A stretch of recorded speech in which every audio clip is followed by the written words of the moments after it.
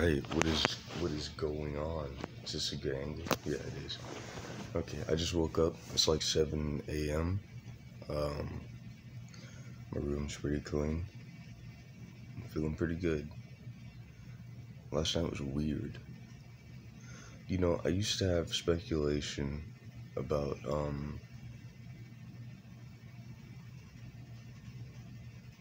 marijuana. I'm still kind of in a weird place with it, but not as weird as I used to be. And I talked about it the other day. It's just this weird, silly, irrational fear that things that aren't alive can suddenly come to life. Which, you know, there's somebody out there that the second I say that, they're going to be like, oh, mental illness, mental illness. But to me, it's like, I already know it's not real. I'm just fascinated. I'm trying to figure out what's causing that. Why my brain suddenly decides that, for all intents and purposes, this couch can come to life and swallow me. It doesn't seem... You know, I got caught in this backwards logic of facing the fear all the time just to prove that I wasn't scared, and I realized that facing the fear all the time makes the fear the only thing you experience. And I don't think it's fair to do that to yourself, to constantly only experience the fear just to prove that you don't have it.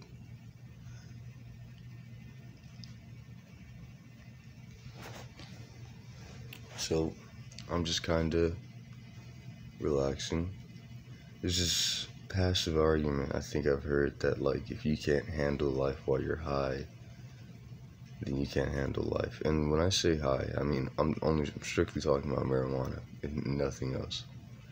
And my thing is, you know, you weren't born high on marijuana, so if you were supposed to be able to handle life that way, I think you would just be that way. Like, that would be the way life made you. So it's just one of those things of, what brain are you going to trust? Are you going to trust the sober brain that knows that none of that is real? Or are you going to trust an impaired brain that can't even tell whether or not a couch is alive?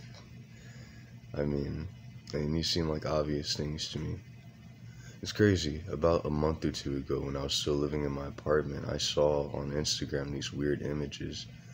And it was just fascinating, because I remember I saw a video of a guy who was like sticking his hand in an alligator's mouth, and then another guy was walking behind him, and it was like they were trying to pretend nothing was wrong or nothing was going on. And I don't think that's the way to face that situation. I mean, if the world was really a place where we just had to walk around animals and pretend that they weren't there, that would be a weird way to handle it. I mean, wouldn't the way to handle it be to address it, to study those animals so that we can actually develop a better relationship with them? I mean, I don't see a purpose in pretending the animals aren't there. We're still going to have to live around them. I mean, it's best that, you know, I'm thinking that the animals, in a weird way, work how we work. Any animal that works as a large group together, that's a sign of cooperation. If animals can cooperate with one another, I think there's a lot less to worry about than we thought there was before. Last night, in the darkness, this fan kind of looked like a spider, like a giant spider. And I sat there and I stared at it for a while, and I didn't know whether to be afraid or not. Or no, I didn't know if I was afraid or not, which is, I think, the better way to say that. There are times where I don't know if I'm afraid. And so, to me, the way of facing that fear is to not react like I'm afraid. And reacting like I'm afraid would be to go where the fear is and meddle with things and try to organize and fix things. Which, there's nothing wrong with organization. But if you feel like you're in a position where you're constantly being fear tested, whether it be by people or just by life or by yourself, for whatever personal reason you feel like you need to do it, doesn't the bigger fear become ignoring the fear? isn't it more scary to ignore the fear, to try and move on, to start to acknowledge that the fear shouldn't be taken seriously? Isn't that more terrifying than facing the fear all the time? So, to me, not being afraid and not constantly changing my behavior based on every little bad thought that I have is a form of discipline. It is a form of confidence, and it's necessary. I mean, I'm 22 right now, and I've got to get to the point where I can work with a larger community, because that's what has to happen. I mean, as much as we want to have a world for ourselves, I'm still going to have a world to cooperate with. I mean, that's, if I want to, when I have my own place, I'll still need to cooperate with the world. I mean, I can't just make it people. I still need to trade with people. I still need to interact with people. There are things that are going to need to be maintained that, because of my responsibilities and the things that I'm best at, I'm not going to have the time to maintain them. I mean, cooperation is necessary for life. If you're not willing to become a part of a community,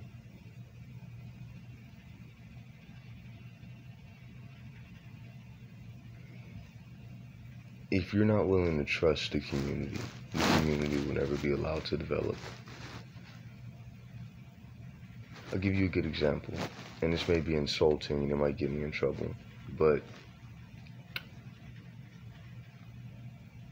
I can't tell you how many times I've left my toothbrush in a restroom that other people had access to, and when I went to go brush my teeth, all I could think about was, oh my God, what if they did that?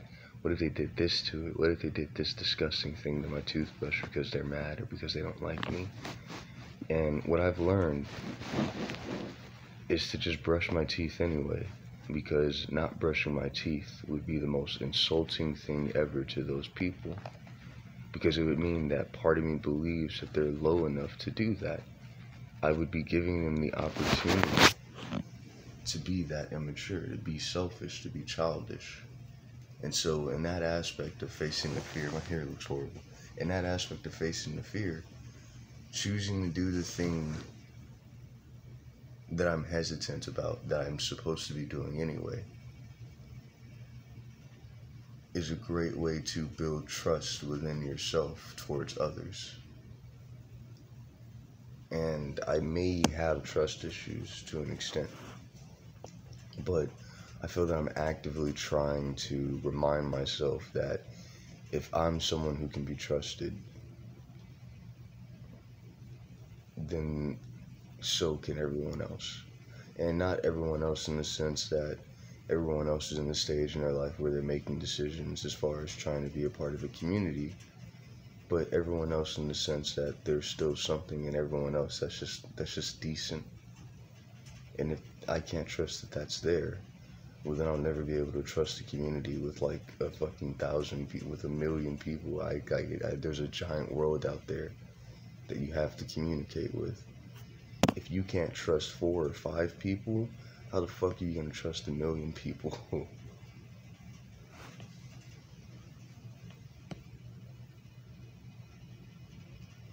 So it's important that no matter how much you think someone is capable of something, if you haven't seen it, meaning you haven't seen them do it to anyone else, and you just haven't seen it be done, don't assume the worst about people.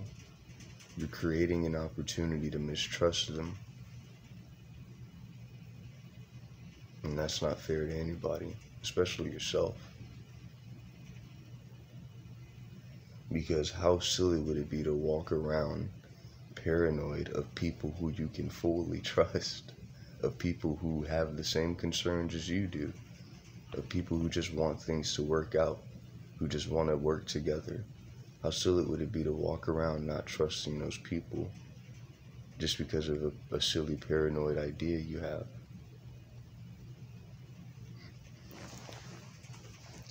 I have to go to work at 11.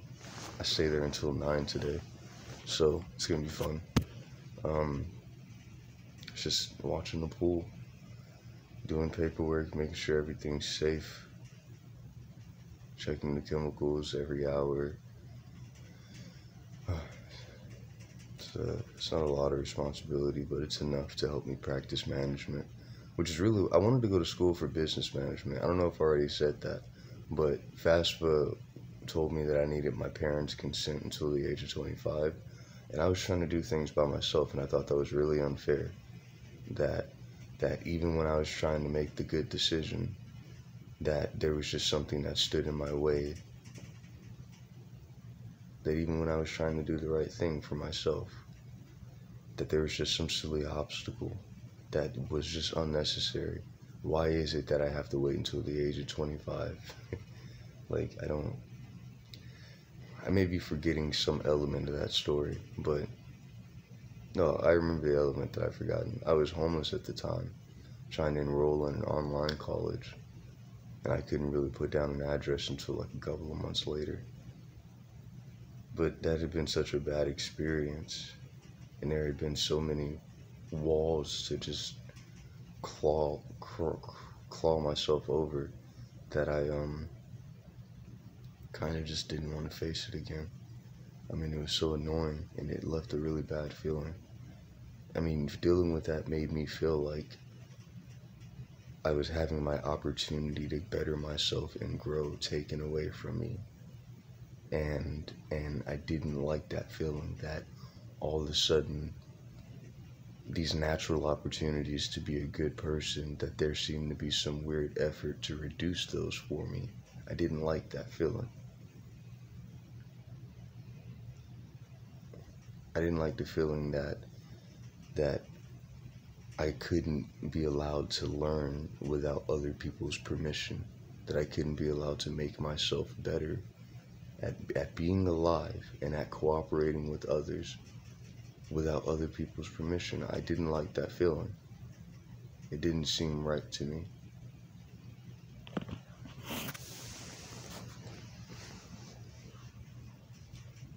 I'm probably gonna take a shower, but I took one last night. I don't know if I'll take one this morning. I don't think I will. I see no reason to. I mean, other than to just put my hair under the water. But I mean, I've been entirely focused on a silly idea. What if all of a sudden there was just some animal in the house that I didn't understand or recognize, and I had to deal with it? What if there was like the other day, last night was a good example. So, my parents' bedroom was open. I don't get why I have a problem with saying parents. I really don't care. I really don't care. Like, that's not an issue for me. I feel like I'm watching a reaction more than I am just reacting myself. But my parents' bedroom, so my little sister's in there, and she has a little crib, and it has toys in it. And for a second, those toys look like a creature, and I was high. And my brain was just like, all right, we already know that that's nothing to be concerned about. But what if we're just telling ourselves it's nothing to be concerned about, just so we can walk away from it? So what I did was kind of find a middle balance. I walked towards it just to prove to myself that it wasn't anything to be concerned about, pushed the crib back, and I closed the door, just as proof that I faced it. Which, it sounds like a silly thing to face, but I feel like these are just natural fears that I'm developing as I become older and gain more responsibility, and better prepare myself for my ability to take care of a family and loved ones. I mean, these seem like silly fears, but we have to acknowledge that there's some primal existence to life, and that it needs to be managed in one way or another, if not just by us not being afraid of it. It needs to be managed. I think people who are just studying animals that we don't understand are brave as fuck. People who are studying animals that we don't understand, they're brave as fuck. Because how do they know they're not gonna die? Like, there's some badasses right there. There's some badasses for doing that shit. Studying animals that you don't understand, that's fucking incredible. Like, that takes some balls, bro. Because, like, I'm a very sci-fi individual. Like, my brain will think of paranormal stuff. I'll think about, like, pianos that reveal, like, I'll think of, like, I'm a writer, right? So I'll think of a piano that accidentally reveals how you feel about people or something like that. Like, that's how my brain will come up with stuff like that. So imagine how my brain would react to seeing an animal that I don't recognize. My brain's gonna be like, bro, what if, like, yesterday I saw these ants. I don't even know if they were ants, but yesterday I saw these ants and they started moving and they were working together and they were following each other. And my brain was like, bro, what if they're trying to, like, position themselves in a pattern that messes with my head? And, you know, it was stuff that I couldn't disprove. And so the people that are going out there and that are just studying animals that they don't understand, they're facing ideas that they can't disprove, and I think that's amazing. I think that's amazing. Like, that takes bravery. But we need people to do that. I mean, how else are we gonna cooperate with existence if we're not willing to study and examine and understand existence? How else are we gonna be able to cooperate with it? Sorry, my brain fluttered there. I'll tell you, whenever I get like this, whenever I get where I'm just inquisitive and I'm talking about serious, semi-serious things, it's because there's like a stain that's trying to become a part of my personality. And that stain is pretty much saying, hey, find a way to make me not worried anymore or I'm going to affect your behavior. And so I just kind of have to sometimes calm down this idea that swears to God if I can't disprove it, then it's going to make me act on it. And I just like that. And to me, that feels like a sickness I have, and I don't like that. And so it's hard to address it whenever I'm not sure if it's a sickness or if it's a natural part of being alive. It's hard to address it because I don't want to all of a sudden no longer be allowed to make myself better, or to no longer be allowed to take care of myself or people I care about. I don't want to have that ability stripped from me. I don't want to have that ability stripped from me. I feel like I'm capable of it. I just have to find people that I can cooperate with, that understand the way that I am and how I'm trying to contribute. Because no one takes it, well, I say there are people out there that do take it seriously, and I've talked to them about it, but, I mean, ideas are a dangerous thing. Ideas are a very dangerous thing. If put into the wrong hands, ideas affect the decisions we make. They're what rotate in our minds. TV shows you're watching, the games you're playing, I mean, that affects how you're perceiving life over time. And so it is very important for someone to be facing ideas like one faces animals when they're studying animals. It is very important for one to face ideas. Because what if there are ideas out there that just convince us that things that are not okay are just suddenly fine? What if there are ideas out there like that? And I feel like I've run into ideas like that. And those ideas, they need to be studied, examined, and dealt with. And then they need to be communicated to a large audience so that people can deal with those ideas.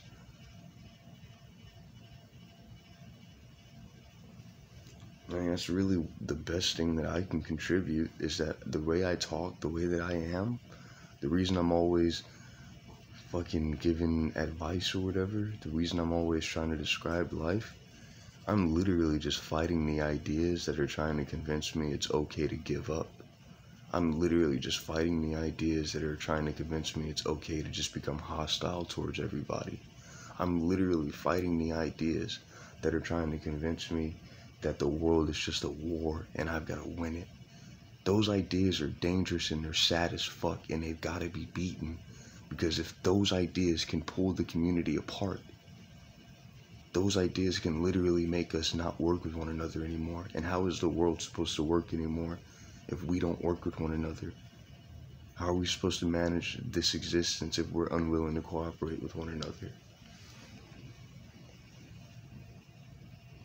It's important to face these ideas. It is important to, no matter how scared you are, how paranoid you feel about them, the idea that an idea exists that can stop us the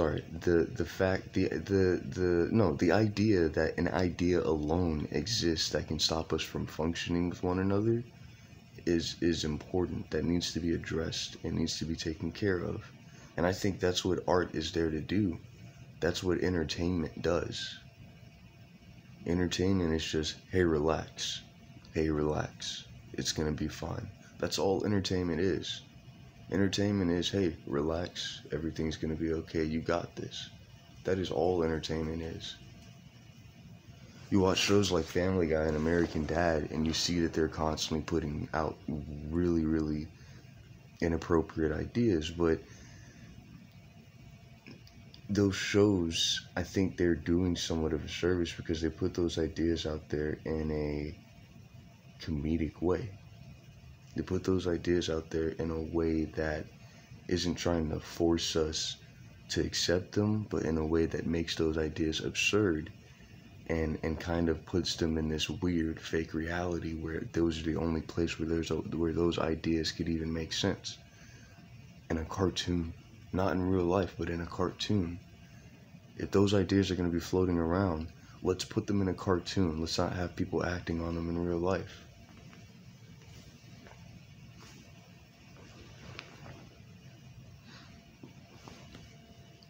Sometimes I feel like I failed because I didn't know what to do. And when I don't know what to do, I start to think, well, maybe I should have listened more. Then I think, I was listening as best as I could without getting confused. I was listening as best as I could without getting confused. And if I'm confused when it's time for me to do something, how is that going to help anything?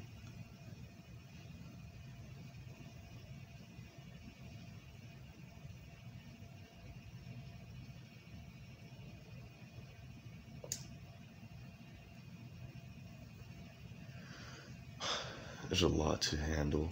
I mean, I'm getting to that age where it feels like I've got to start being more responsible for everything. I've got to start being a pillar of the community. I've got to start being somebody that whose efforts hold cooperation together. And that's something we've all got to become, in a way. I was talking about it yesterday. I really like the idea. I'm 22. I don't know how old is too old to have a roommate. I don't know how old is too old to still be figuring things out. And I'm always afraid that I'm too old to be figuring out the things that I'm figuring out right now. But I fear that I'll have that feeling for the rest of my life, no matter how ahead of my time I am, no matter how smart I am, no matter how taken care of I am. That I'll always feel like there are things that I should have figured out a long time ago. I have that fear. But I am honestly trying to figure everything out. So I don't see... If I exist in a state in which there are things I need to figure out, constantly being ashamed because I exist in that state will not help me figure anything out.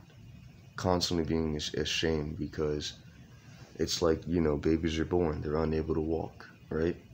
Imagine being ashamed that you can't walk the entire time you're trying to figure out how to walk. That's not fair to yourself. It's not like you chose not to walk when you came out. I mean, there are things that just take time to develop.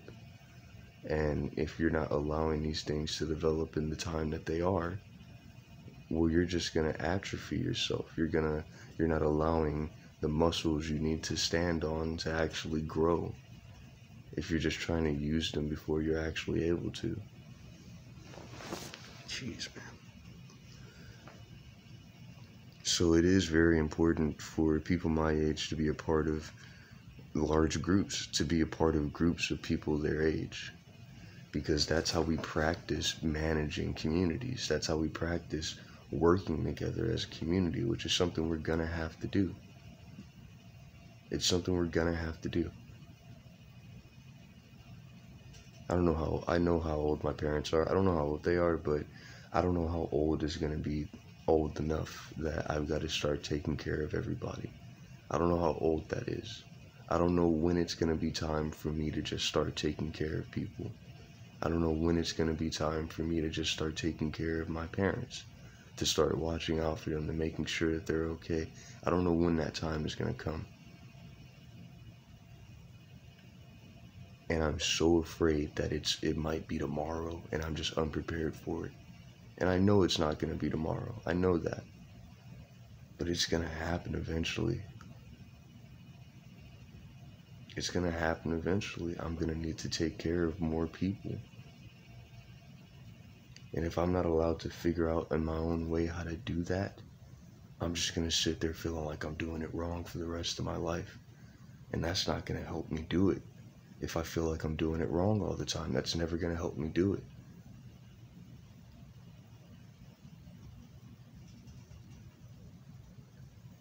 They're letting me become a manager at the pool.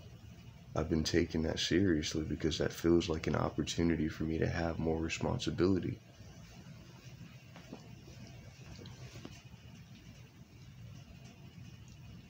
I think about a guy, like a 17-year-old who feels the way that I feel. And if a 17-year-old felt the way that I felt and they were telling me that they felt this way, I would tell them to chill the fuck out and take their time. I would literally tell them that they have time to grow up, that they're probably not going to have to worry about that until they're like mid-30s. At the same time, I can't help but shake that feeling in myself.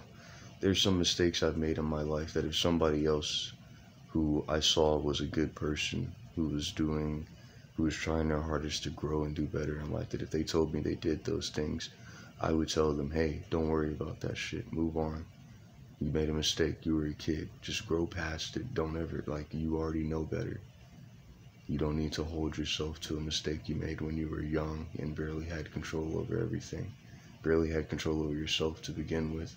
I mean, kids are just walking hazards. They're constantly walking into things that they don't realize they should be aware of.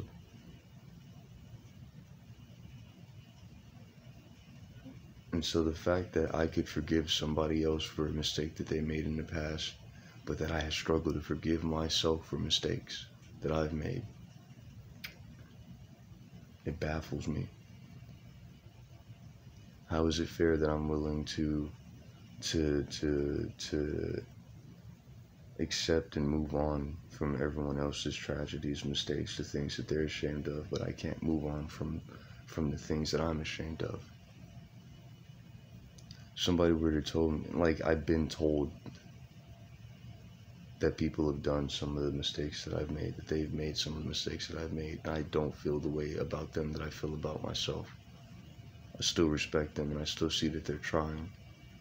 And so this is one of those things where I start to feel like I can't be a part of the community until there's a community within myself that respects itself.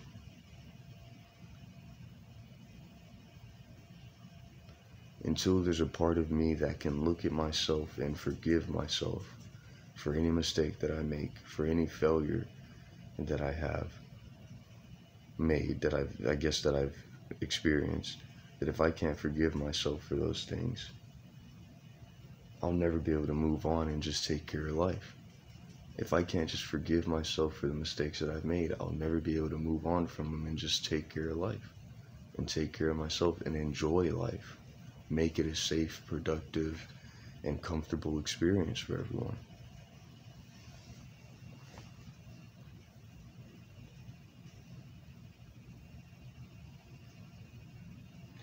I have this really big fear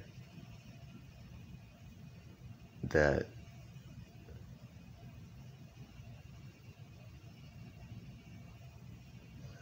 this passive thing that I've been doing where I kind of in a silly way, I think about whether couches can come to life, right? If I just stop thinking a certain way, if I stop vibing, right?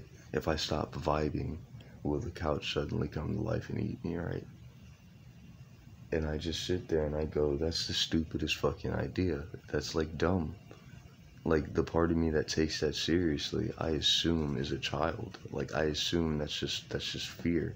It's just paranoia. Like I know how to avoid taking my paranoia seriously.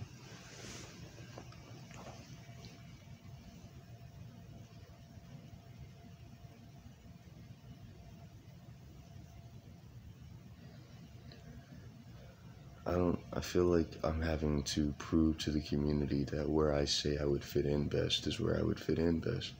I feel like I would fit in best with people who have my kind of talents. And not just in the sense that they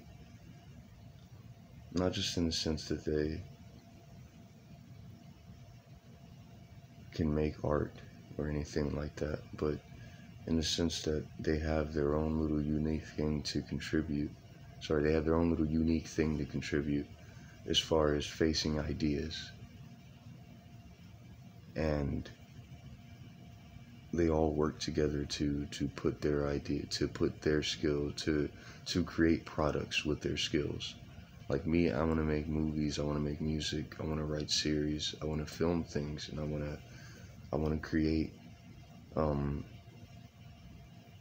moving lessons and moving comfort. I want to create things that the lesson at the end of the day is always, hey, we got this. And, I want to be involved in, let's say there's a guy that wants to make an app or something.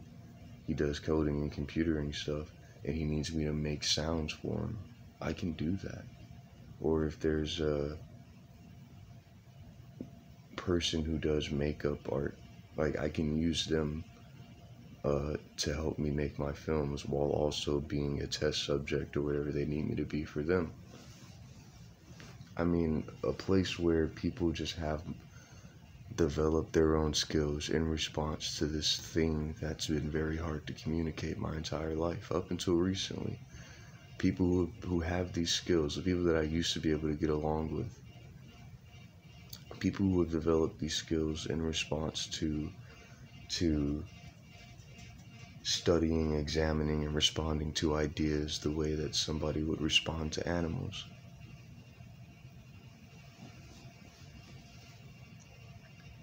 That being in a house full of those guys is probably where I would get along the best, where I would make the most money, and where it would be the most fair, where people would understand it. And it would be a good opportunity for me to learn and work with others, as a community. And it's like, I always have to think about, how am I going to get there though? How am I going to make that happen? And my thing is, I run into kids like that all the time. It's just we're always stuck in this state of, but we'd never be allowed to let that, like no one would ever allow us to actually make that work. Like no one would ever let us actually let that happen. We'd always be opposed. People would always stop us. And we don't, why should we have to fight for existence the entire time while doing that? And that's a fair point. I mean, if the community isn't going to allow us to do our part, I mean, they're pretty much just telling us to die. And that's not fair to us, especially if we're trying to I feel like I've been respectful. Now, there are times where I've lost my temper, but those are times where I feel like I needed to practice losing my temper in order to understand how safe I was.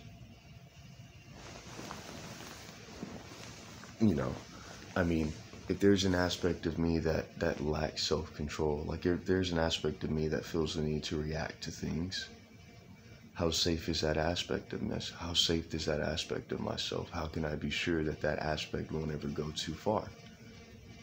That's something that I would want to address before I put myself into a community.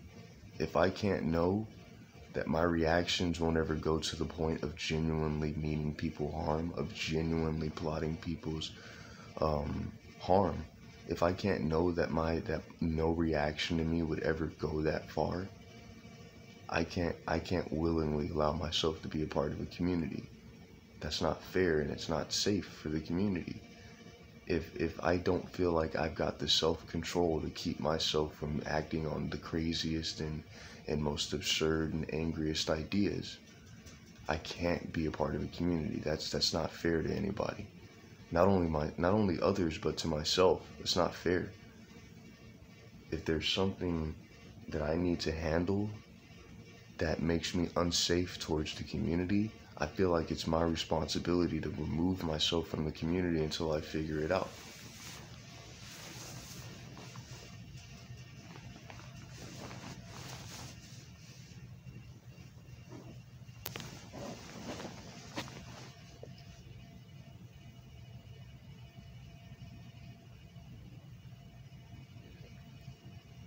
So all I'm trying to do right now is figure it out. And it seems like it's working. I mean, they're going to give me the pool. They're going to give me the manager job at the pool. So, I mean, it seems like my arguments have been heard lately.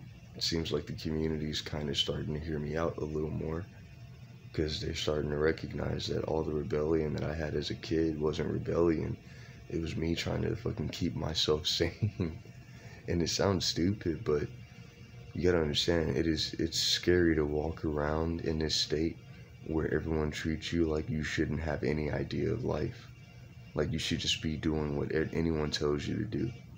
And it's like, bro, I've been fucked over by that. Just doing what others told me to do. I've been screwed over by that, and I don't want to get screwed over by that again. I've got to be able to think for myself. I just have to be.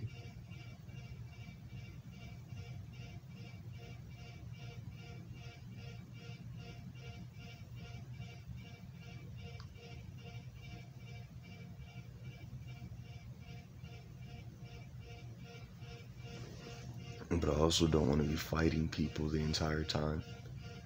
And that's really what it is. I mean, I have no qualms about rejoining the community. I have no qualms about that whatsoever. My biggest thing is I don't want to end up around the kids that are secretly competitive in an existential way. I don't want to end up around the kids that when you do a good job, they kind of don't like that. I don't want to be around people like that. I want to be around people that whenever you're doing good, like, let's say I found people like me that had a similar goal and we all got into a house together. I don't want to live with people that I don't feel like are happiest when I'm doing well. I don't want to live with people that when they see me doing something that they wish they could do, they start to wish that I can't do it anymore. Because that's not going to help us solve any of our problems. If we both suck at it, it's not going to get done.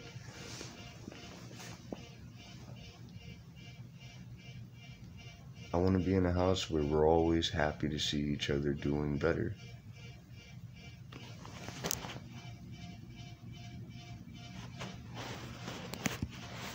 Not where we only pay attention to the things we haven't gotten better yet. I almost closed the app just now. That was close. But, alright, I gotta get moving. And I got to step outside and